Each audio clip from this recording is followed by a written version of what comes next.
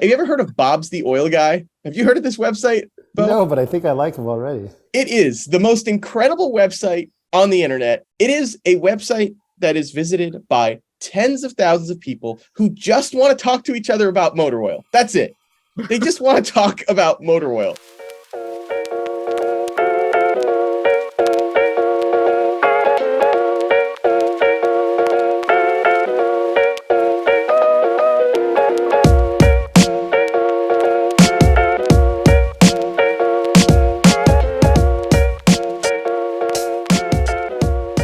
Welcome to another episode of the Autopian podcast.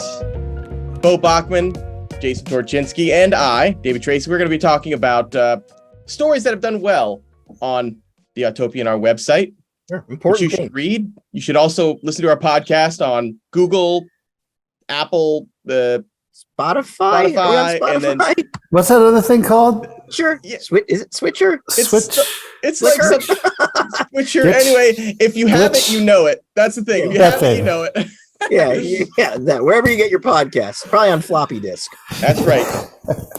We're going to be talking about all campers. We're going to talk about vans. We want to talk about vans, baby. Oh yeah, vans. But most importantly, Torch is going to go on a rant. Yeah, about something very important, that an injustice that's in the process of being committed to the American, the global motoring consumer, and one we as Autopians will not stand for. What have you been up to, Torch? Well, I want to hear what you're up to. Blogs on our website. I've been burning the midnight oil trying to keep the website up. And you've been gallivanting around Tennessee, Kentucky? A little. Yes. So I went to Toyota, had me out to drive the new Crown and a Highlander and a Corolla. But the Crown was the one we're interested in. I can't tell what it was like to drive yet because I'm under embargo. But I can tell you what it's such a tease. Well, Torch, why are we interested in the Crown? Okay, the Crown's weird. I'll tell you why. Because it's basically the first crossover sedan to be put onto the market in modern times. Now, I feel like picture an AMC Eagle. AMC Eagle was like high riding 4x4, but a sedan body. The Crown is like the modern equivalent of that. It's a 4x4, all-wheel drive, big wheels, like 21-inch wheels, but a 3-box sedan body where every other crossover is a wagon. This is not true, Torch. This is an inaccuracy. You know who else offers a crossover sedan? Bo happens to sell their products. Polestar. Correct. Yeah. So it's not just the Crown. Oh, the non-EV one. Crossover sedan. It's a little bit of a stretch, but it's a little. But the weird. It's just a sedan with like some ground clearance, Yeah, if you think what is a modern crossover, it's just a wagon that sits a little bit higher and has big wheels. That's it. Nobody's off-roading them. That's what the Crown is. And it's the key things I think aesthetically that are interesting about the Crown is you can get it in two-tone, like red and black two-tone, which is actually I think the only way to do it. And I think here's a mistake Toyota made. In Japan, the Crown has a big chrome crown badge on the hood. And it's awesome. It's hilarious. It's great. I love it. It's super blingy. They didn't bring it here and they just used the regular Toyota logo, which feels like a letdown to me. Can you buy maybe the badge in Japan and have it shipped here and we can install it? But Toyota should offer it. Like when you're speccing your Crown, you should have a clicker thing. Because I feel like people would pay $100 for that. You know what I'm saying? I agree. Because it's the cool. Toyota logo's a couple of ovals. It's fine at best. The Crown though is a statement. It says, "I'm cool. Look at me." Exactly. I love the Crown. So the Crown is like the sedan, like the high-end sedan that Toyota sells in Japan forever, right? Since the early days of Toyota. So I've heard about the Crown, and now this is the first time it's coming to America, correct? Second time. So second time. The first time we got the Crown was the Toyopet Crown, which was the first car that Toyota brought to America. And actually the story of the Toyopet Crown is amazing because it was a colossal flop. Like it came in and it was just so poorly suited to American highway speeds. The head of Toyota in America sales was like, we can't sell this thing. It's a hunk of crap. We can't do anything with it. Because that was the verbiage that we would use in the domestic car market back then is, those Japanese cars, they can't even get speed on the freeway. You're going to get run over in those things. I mean, that's what we grew up, hearing and talking about. And probably directly from that experience. Yeah, it was briefly true. I also heard that they wanted to prove its value by doing an endurance run from like LA to New York, and it got to Las Vegas. So it was a disaster. But it's a little bit different today, I would say. They might have their stuff put together a little better. They have learned a lot. We actually had crowns in America until 72. And then they kept up in Japan, and they're amazing. Like crowns from the 70s in Japan are fantastic looking things. They're really cool cars, but we never got them. So why is there a Toyo Pet? I've wondered this myself too. Is it like another division of Toyota that's, I'm confused. Help me here. Yeah, it was. So actually they picked that name when it was, because it was Akio Toyoda with a D. They knew they wanted to name it after him, but I think they originally put Pet in the name because they thought it would have an endearing quality. I think it was literally from a pet, and that's why they were. I think they're right. Pet. There's something about Toyo Pet that I love it. It's a funny. When I was at the Yokohama Hot Rod Show, they had these like custom Toyo Pets. I just thought that was like perfectly Japanese, you know what I mean? And I don't know. There's something really warm about the name. The Japanese have an ability. There's a certain security they have with themselves that lets them name things in friendly, cute ways. Like the fact that the 280Zs were known as the Fair Lady. The Fair Can Lady. you imagine? I love that. Car in America being called the Fair Lady, but it's perfect because it is a fair lady. It's like. And meanwhile, over here we call our cars the Hellcats and demons, and like it's a little bit ridiculous, isn't it? It is ridiculous. Like they don't give a shit. They're happy naming it something kind of friendly and sweet, and it's fine. They're not all weird about it. Yeah, at least those are names and not some alphanumeric garbage. Yes, true. Yeah, so I'll take a name any day. Right? Me too. But yeah, I always liked the name Fair Lady. I thought it was great for them. Me too. No, Crown's a good name too. Crown's fun. So it's going to replace like the Avalon. So it's going to be top of the Toyota line. Blurry edge below. And is this the same crossover type sedan they're selling in Japan? Is it the same thing now? Other than the badge, and the Japanese one has an LED light strip between the lights that somehow couldn't federalize, which is crazy. Also, it's the same car, so it'll be for the first time in a long, long time we'll have Crown parity. The steering wheel on the left hand side, though. Right? I think with a belt. It's a belt. Perfect. Oh no, I'm excited about that. The Crown is a legendary. The Crown is. It's always sort of been this classy, stately sedan that we never got. Well, that for the longest time we didn't get. Yeah. And it's been half a century to be fair. 72. So yeah, exactly. It's been a while. It has been a while. So yeah, I'm excited to see that back. All right, well that's great. Torch. Also, from there, the reason I had to get up so early and drive 3 hours is because I went from there to Valvoline, and at Valvoline, I handmade for David, our own David Tracer. So David, he has that Nash Metropolitan that's parked. So he wants to get it going again when he gets out to LA, but he wants special oil for it because it's an old engine. So he wants a super high zinc oil that you literally cannot buy on store shelves. He wants so much zinc. So I went to Valvoline. I made him 6 quarts of bespoke, fancy ass, the best handmade oil you can get, and it's got 2,000 parts per million of zinc, which is way higher than anybody else has. It's made of a base oil that's the top quality. It's dyed purple. Bo, you'll like that. Wow, I love it already.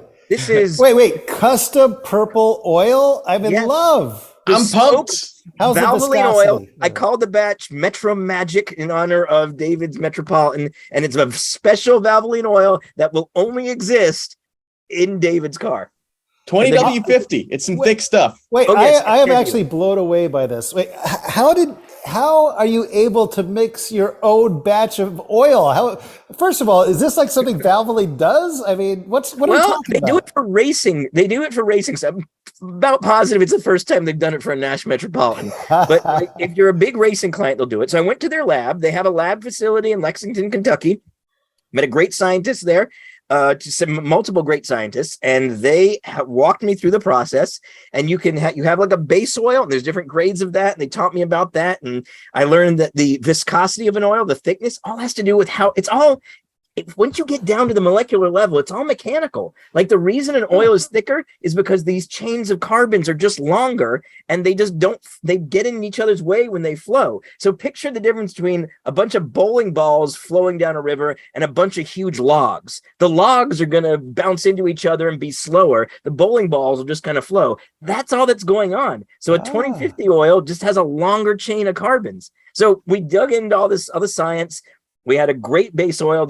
It's a class 4, which is like the best kind you can have. So it already starts with a really good oil. They have their secret additives, the Valvoline secret sauce. Then I added my extra huge amount of zinc, and then we added the coloring and some anti-foaming agents. Oh, this is great. I will never change my oil. This is going to be a 10,000 mile oil change interval on this Nash. Well, I am surprisingly just entranced by this. You know, this is that's how I felt. I didn't realize it'd be so interesting, but it is. It's surprisingly interesting.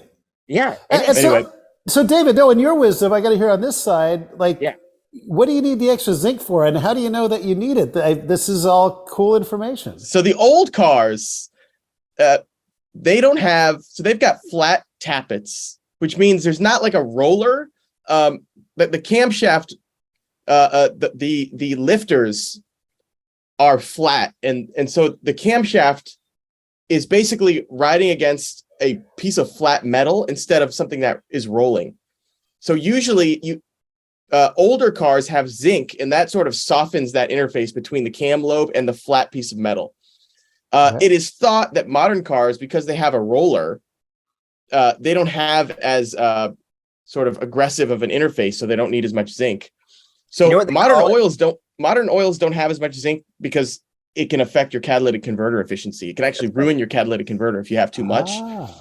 So old timers who have old cars with flat tappets, they all say you have to have lots of zinc, and they'll use like diesel oils to get the zinc. They'll use like Shell Rotella to get the zinc, or they'll buy Valvoline's, I think VR1 it's called, racing oil. It's expensive, but has a lot of zinc. It's a really contentious issue, by the way, on this website. Have you ever heard of Bob's the Oil Guy? Have you heard of this website, Bo? No, but I think I like him already. It is the most incredible website on the internet, and I will be writing a deep dive on it on the Autopian at some point, or someone will be. It is a website that is visited by tens of thousands of people who just want to talk to each other about motor oil. That's it. They just want to talk about motor oil. Well, after hearing this, I can understand why. Yeah. So David, they call it a sacrificial layer of the zinc. There's like a specific name and an idea for this layer of zinc that gets built up is the sacrificial layer, and it can get, and it's designed to come off and be replenished. And they also gave a great analogy for oil as a garbage bag. Like a good oil will trap the crap in your motor and hold it in. And this is why you change oil, but a good oil will be able to take all this crap and still be a good lubricant at the same time. Yeah. And that's a very complex thing to do. But David, this oil I made for you, it's going to be good. You're going to see. But you just can't add zinc to oil, huh? It's got to be done in the process. There's a process, there's stirring, and there's heat, and there's all kinds of things they do. And there is zinc additive that you can buy from the store and add it, but it's not the same. No, clearly, I'm very pumped about this. Home cooked oil. This is going to be the stuff. You're going to love it. All right. Okay. So that's what Jason's been up to. That's a very long intro there, Torch. But this is important stuff that you're up to. All right. Let's talk about what we're going to discuss today. We're going to talk about camper vans, specifically Ford announced an exciting one.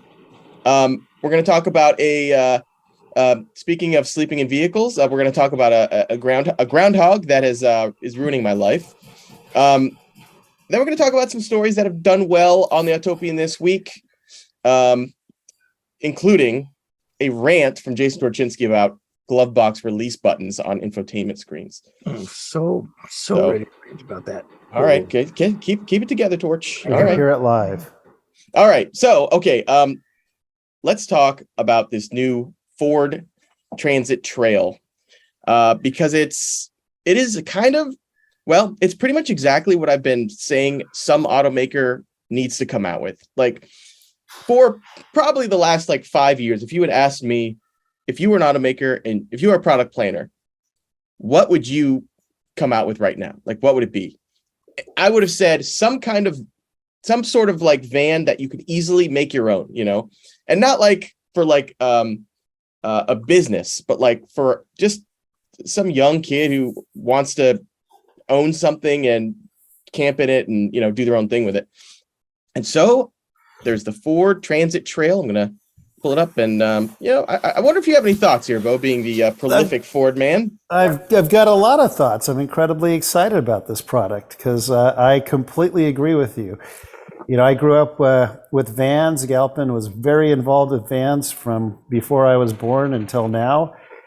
We were big in the conversion van industry, and if we had this thing back then, we would have been building these for off-road as well, because having all-wheel drive and four-wheel drive when you're supposed to be going off trails and things is very important. And I think this is to your point, an incredible product. That why did it take so long? It seems so obvious, right? Yeah, it really does. Well, Torch has been clamoring for something like this for the longest time, mostly from the Volkswagen side. Yeah, absolutely. I mean, VW had their Synchro vans, the Type 2 Synchros that were the four-wheel drive camper vans. And, Volkswagen has had like a compact campable van for a long time. And in the US? No, not in the US. It's ridiculous that the ones that, like the one David and I spent 24 hours in, should have been sold here years ago. They just giving up money. Even if it had to sell for like 80 grand, like they said, people would have bought it because there's nothing like it. It's a camper you could drive to the grocery store and park like normal. I don't understand why they haven't done it. So Ford should come in here and eat their lunch that they're not eating, because it's a good idea. It's such a good idea. Yeah, it really is. I had an old friend come by and he showed me a new Transit, or actually he wants to do it on a Transit platform. It's on a Sprinter now, the new, basically a motorhome that's it's compacted in this size. And it's mostly electric rather than going with generators. And the whole idea is they've got enough battery power so you can go completely off the grid for at least 2.5 days. It's pretty good. Which is, actually not bad at all. And to be able to do that, I mean, and take this thing off-road, to me, that's like the extra ingredient that it really needs. Because then you can really kind of go anywhere, which is kind of the point of these things, right? And that's the whole point. Yep. Just drive somewhere and park your little house there and then enjoy it. It's perfect. So Torch has slept in, have you ever slept in a car, Bo? Oh my gosh, of course. I don't even know how many times. I was young once. I had a life. Sleeping in a car is just classic. It is. I feel like if anyone listening to this has yet to sleep in a car, you should just do it. And you don't need a special car. I did it in a 2-door BMW. Remember the 2 Series? I remember that story. Yeah. Did you fold the seat? Were your legs in the trunk? Yeah, I put my legs in the trunk and that works great. It worked great. Exactly. It was totally fine. A little cold, but other than that, it worked great. If you pick the right time of year, totally fine way to do it. Yeah, it's worth it. There was a time, you remember at Jalopnik, there was a time when no matter what we wrote, if it involved a human being sleeping in a vehicle, it would go viral. Yeah. I don't know what it is about this concept, but it didn't matter what we wrote. If in the headline, we communicated that a human being slept in a vehicle, the whole world would read the article. I still don't quite get it. That's a great question. You slept, the male Jeep is the one that amazes me, because that never seemed that comfortable to sleep in. Because the dimensions, could you lay down in that thing? Dude, I don't need a whole lot of comfort. The Postal Jeep, this Postal Jeep that it was a bit of a junker. I drove it from Michigan to Moab and back for a series of stories I wrote at the old site. And on the way back, I just wanted to get home. So I just basically drove for like 14 hours a day. And then I would sleep for a couple of hours. And to sleep, what I would do is just shut the car off. I would just grab the sleeping bag, which was to my left because it was a right-hand drive. There was a blanket, and it was always there. I just grabbed the blanket, put it over my legs, and just leaned to the side. And I just went to sleep in the driver's seat for like 4 nights in a row. So you just never left the driver's seat for two or 3 days? Is that it? That's correct. Yes. It was to the point where I once pulled into a fuel station. This is my favorite. And I was a little bit tired because this sleep that we're, sleeping in the driver's seat, just leaning over the side, not the best sleep. So you're going to have to get a couple naps in. So I pull up to this. It was in rural Michigan. I pull up to a gas pump. turn the car off, and as soon as I turn the car off, I just go to sleep. Like I just fall asleep.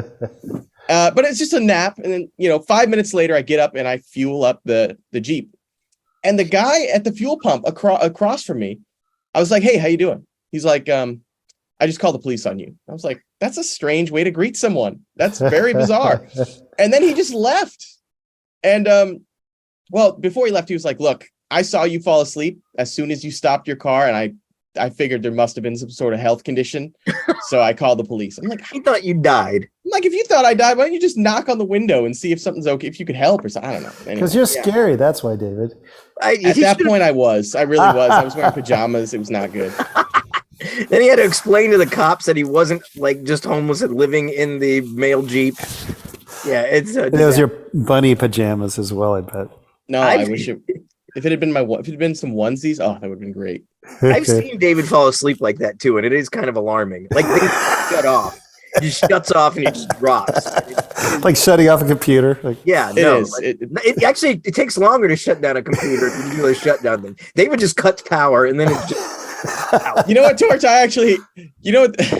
Almost as bad as that is that trip I took in my Land Cruiser. The Toyota Land Cruiser is a big car. It was like a 2002 LX470, really big. You would think that it would be big inside, but it turns out that it just isn't. And to sleep in it, you have to take the second row out because it's just too short otherwise. Yeah. I was too lazy to do that. So for 3 weeks, I just slept in the second row seat, just on the bench with the window open, my legs out the window.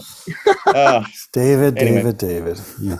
All right, let's move on. What this kind of leads into, David, is your other story about the cars you choose to drive. Yes, we'll get to that in a sec. First, there he is. Look at that guy. Cute little groundhog. Right? Why does everybody want me to kill this groundhog? It's the cutest thing ever. Kill it? What the hell are you talking about? That's what I'm saying. They're like, "Oh, it's a pest. It'll ruin your wiring." I'm not going to shoot something because it wants to chew some wiring. It's adorable. Exactly.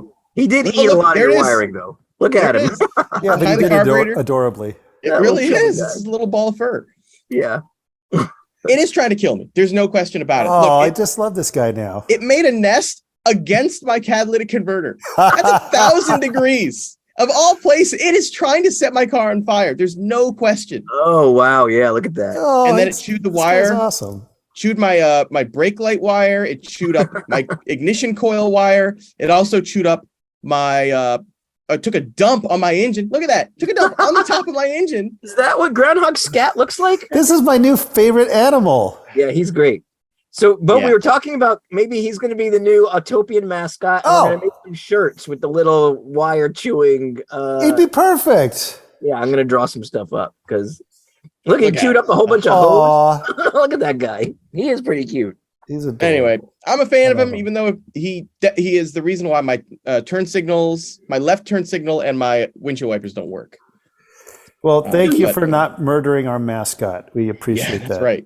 Did he eat that whole length of hose, David? That's like 14 inches of hose. That is. I actually don't understand how he ate that much.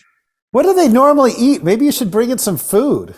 That's a good idea. That's a good point. I mean, they're rodents and they like to chew, but the rubber, maybe he just ate that rubber. Maybe. Have you tried it? Is it good? No, I have not. Okay, this brings me to the final thing about me, because we're talking about me too much. So this is a story I wrote about, so I have a lot of cars, and people often ask, how do you choose which of your 10 cars to drive?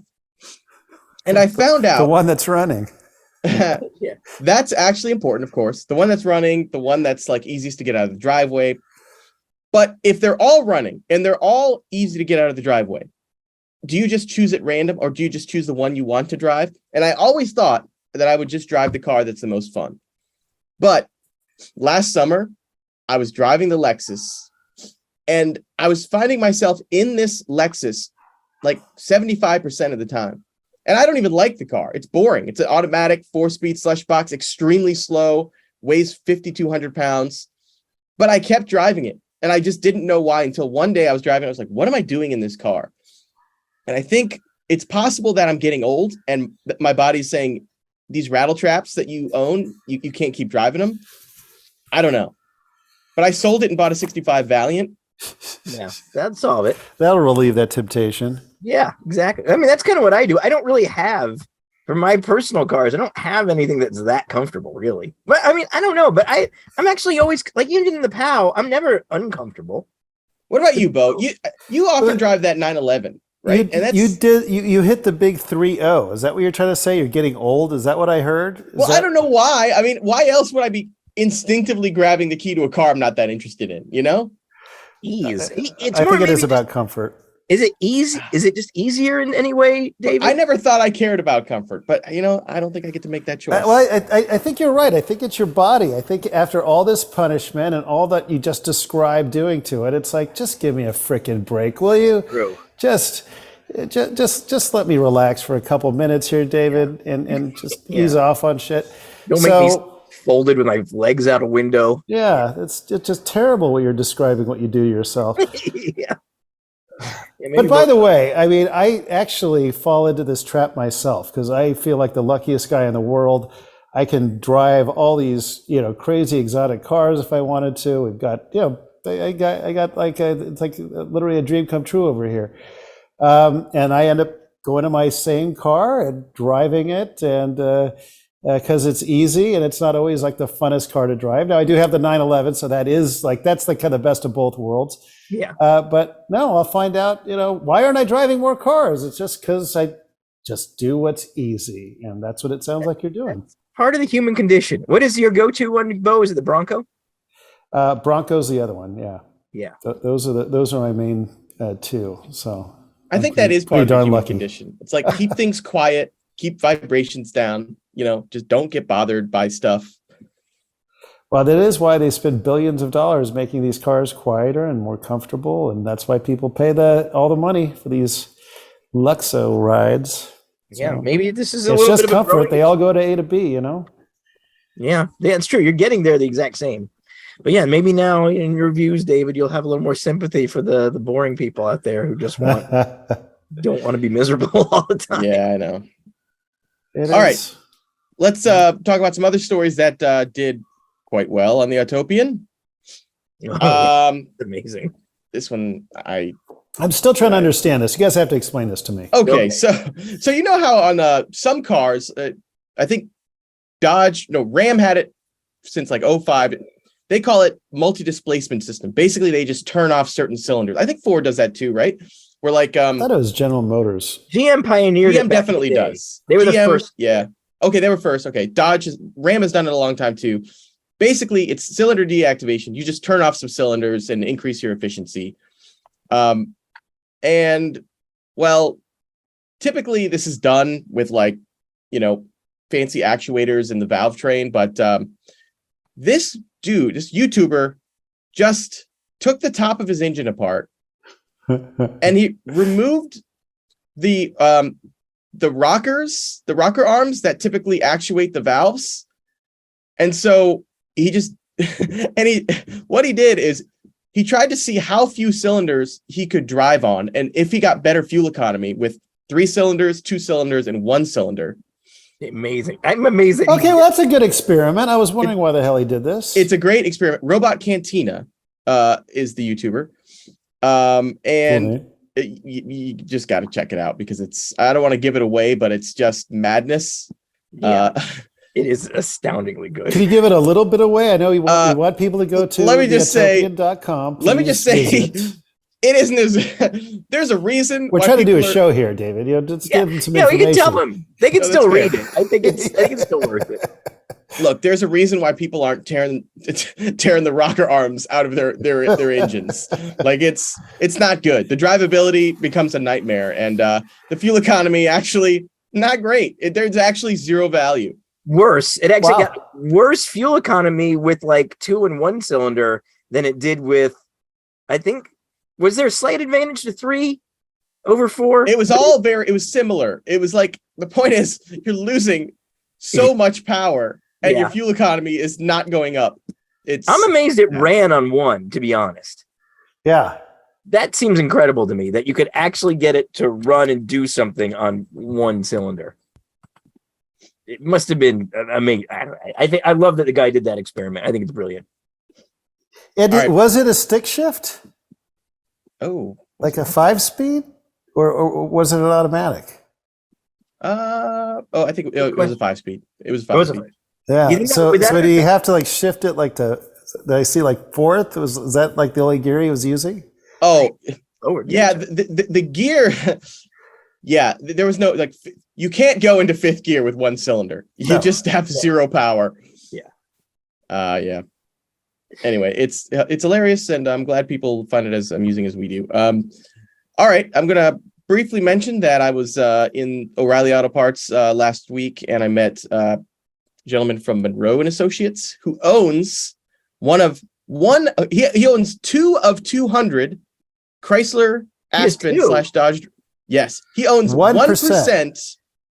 He owns 1% of the Dodge Durango hybrids. Wow. In the world, which it's pretty cool. I mean, I realize it's a Dodge Durango hybrid, but it's a way cooler car than you could imagine, I think. Anyway, I feel like I can imagine a cooler car, but keep going. Well, I get it a stretch. See, here, the cool thing about this is there was a partnership between BMW, Mercedes, and Chrysler. Oh, GM, Daimler. Obviously, Mercedes and Chrysler were together. So GM, Daimler, Chrysler, and BMW all came together to build this transmission that had electric motors in it. This hybrid system was great. Anyway, we need to get to the exciting thing that Torch is fuming about. Okay. Wait, are you skipping stories on me now? Are you rushing through that? Okay. All right. Well, Torch is fuming over here, okay? I am. I can actually see the steam coming out of his ears. I am. Yeah. Okay. This is important. I want to make a big deal out of this because, all right, let me just explain the situation here. The Cadillac Lyric was released.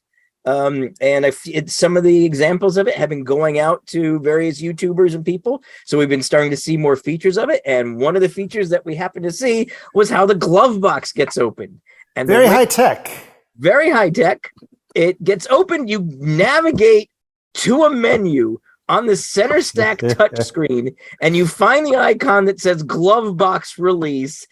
And that's how you open the glove box. This is the worst possible way to open a glove box. It's idiotic. And also, I should mention Tesla Model 3s have been doing it this way too, where you have to navigate to it. This could be multiple steps. If you're on this Lyric and you have like CarPlay or Android Auto up, you have to get out of that, then get to some main menu, and then get from the main menu to a sub menu, all to open the fucking glove box. It drives me insane. Who wanted this? Who was out there saying, I love using my glove box, I just wish it was a much bigger pain in the ass to open? And it gets worse because a reader posted a comment that said, in the owner's manual, it's worse. So I found the owner's manual and I looked it up, and the Lyric will only let you open the glove box when the car is stationary. What?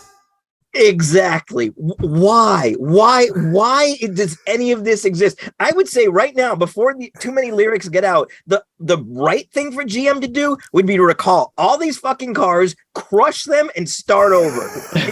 It's there's no good reason for this. It's worse than a solution looking for a problem because it makes more problems. Cop pulls you over. They say, turn off your car. Give me your license or registration. Then you have to explain to the cop, actually, I need to turn my car back on because it's the only way I can open my fucking glove.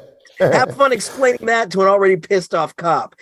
There's so many reasons why you just want to open. What if you leave someone in the car and you take the key and you turn it off and you run into the store and they need to get something out of there, or you're in a wreck? What if the battery dies? If there's a benefit to this, it's completely lost in me. I would love any of you to explain to me why this is a good thing. And now I just found out, in addition, let's say you're driving down the road and you had something in the glove box, the person next to you can't get it for you.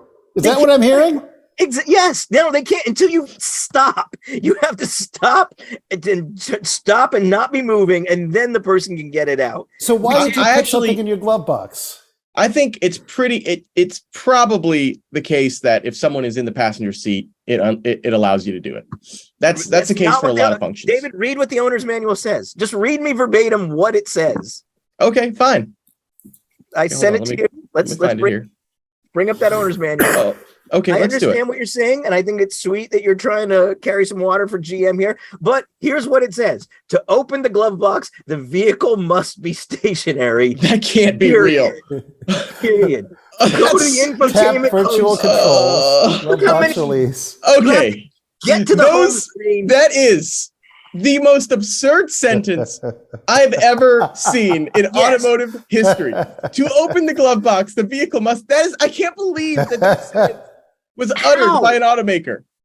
How? How did they not test this? How did they go through any kind of testing of this car and people not immediately saying, "What the fuck are you doing? How did you ruin glove boxes?" Are we calling this the world's worst feature? Is this might be up there with the baby hammock for the rear window? The baby hammock, you can at least see how somebody was thinking. Like maybe it made sense. This doesn't even make sense. That's true. That's true. Worse than endangering a child. That's what this means. I think it's more poorly thought out.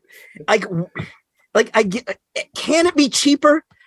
Glove box latches feel very solved. Like that problem, I feel like they can. Like, how expensive could a glove box latch be? Plus, this has to have some kind of motor or actuator. It has to have software to do it. Like, how is this better? What I would love? I would love for. So, which car is this in? The Lyric. The Lyric. I would love for someone from GM to just explain to us. Yeah, please. Because there is a reason. There's obviously a reason. Maybe. But is it the part of the glove box wars? Like the tailgate wars. Who could have the coolest, most high tech glove box in the industry? Is that what we're talking about? I mean, the high tech stuff for the sake of high tech stuff is definitely in nowadays. Yeah, but there's got to be this is important for us to call out because it's up to us to put our foot down. That's true. Stop. No, do not do this. Nobody wants this. Nobody's life is being made better. You're actively making things worse. GM has to stop. If there's a justification that they want to tell us, I'm happy to listen, but I cannot imagine what that would be. To your point, I'd love to hear what they have to say, because what were they thinking? Good Lord. I don't know. Torch, where is this a slippery slope? Like, where could this lead us? I think it is a slippery slope, because if we accept that they're going to do things like glove box can be, it has to go through a menu. We can get to door handles, like anything. If it's somehow this becomes normal, trunk lids, door handles, anything that you can interact with, you're going to have to get to through a menu, and maybe they want to lock you out of it more places, or through an over-the-air update, it's not going to work. Or what if they started selling you a subscription to your own glove box? That's why they're doing it. There, you nailed it. We found the reason. You're going to be fucked. You're going to charge you $1 a month. Ugh. It's going to happen, and we have to say no. Like, you can't. I'm with you. I'm going to come out and say this is nobody buy a Lyric. Don't buy one. I don't care how pretty they are. They are. Well, pretty. This is why we don't have a Cadillac franchise. It's good. This glove box issue right here. That's good. Don't buy one, because if it has this, you deserve better. I don't care who you are. You deserve better than this. You can be Amen, brother. I'm just looking forward to the software hack that someone is going to have to make for this glove box. Yeah. I guess you could disable it, but think of the work it would take to disable. And you know what? Here's the other thing. There's probably an emergency release on this glove box somewhere. Like, just in case there's what if your insulin's in there? But there may be an emergency release, which means it's possible they did build a physical release for this glove box that's somewhere in that system. And it has, everything. I'll bet it does not have an emergency release. Maybe it doesn't. Because that's more, I think maybe for a trunk, which also you have to do a menu to open your trunk. But yeah, I guess to your point, don't put your insulin in the glove box. I guess not. Anything. Battery dies. It's just all of it. It's like that's where people keep things, like those little battery charge jump box things. That's where you would keep it. Yes. It's terrible. GM, please contact us and explain yourselves, because you're on my list. Anybody know a designer from GM? We'll find one. We actually just had a nice conversation with GM. Our publisher Matt told us, and we're on good terms now. So I'm gonna get it. We have obviously we like GM generally, but of course. There's all kinds of things I like about GM, but just because look, if I had a friend who I could see was doing something horrible with their life, I would want to call them out and tell them. That's why David's no longer on fentanyl. It's the same thing. Yeah, exactly. This is worse than fentanyl. This is worse. It is. I'll agree with you on that. Yeah. and this needs an intervention. So this is it. GM, stop. Yeah. All right. All right. Well, thanks for joining us here on this episode of the Autopian podcast, where we discussed Ford's exciting new camper and a bunch of stories that did well on the Autopian, including Torch's rant about this Cadillac glove box that you literally have to be stopped to open. Yeah. Thanks for joining us. Please subscribe. We are going to be bringing on Kevin Williams, car journalist. We're going to talk about used cars in this next episode. Ooh, I love used cars. Oh yeah. So definitely join us for that. Thanks everybody. Thank you. And subscribe.